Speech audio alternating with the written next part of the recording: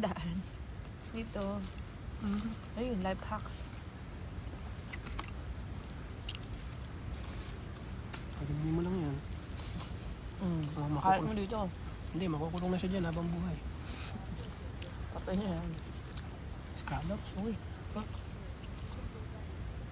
Ang lasa, no? Anong kagandahan sa ano? Dahil pala, cook, binili ko sa'yo eh. Oo lang. Ayaw din kita lagi nagkukok.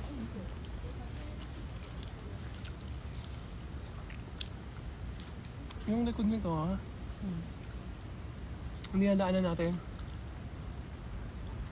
Well. Ayun, yun yung daanan, yung tulay. May Starbucks yun.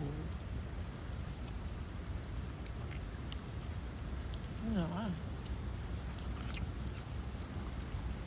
Yung mga nakita mo doon, mabait mga yun. Kasi hindi sila mga martes. OT na, OT pa. Mga saksi mga lang mga yun, mga saksi. OT na, OT pa yun. Hindi, yun lang ang pangit. Yung sa akin parang OT lang, lugi ako. Pero OT pa rin naman siya. Sa kanila, ordinary din nila, OT sa kanila. I mean, exceed pa ng oras. Ay hindi, naghintay lang din mga yun. Lang. Kanina pa nag-out mga yun. Oh, ba't nandun pa? Apakin ka ng lamok niyan. Saka lang, ba't nandun pa? Hinihintay yata silang taxi, Pisincho ata sila. Namimili. Sound, di ba? Wala na. Wala ka palang ano. Sabagay, nag-lotion ka naman. Yung ordinary, hindi sa ano, hindi siya malagkit. Yung isa ang malagkit ng mamahalin. Sarap ng gilid niya, hindi sayang. 100 nga lang. Ito tayo makakain niya. Ang tropa lang, pwede ng ano. Pero may ano lang siya. Hindi nang palalamok mga to eh. Niknik sila. Ang ano lang yan. Ayan, Dati siyang 850? Oo. Ito 850 to? Kasi mahal to, isang ganito Yung lang mahal. regular price nga, 850.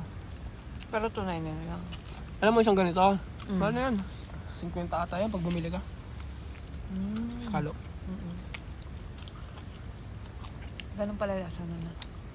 Yung kano kayong salop? Hindi pa. Ngayon lang. Sarap to ihaw.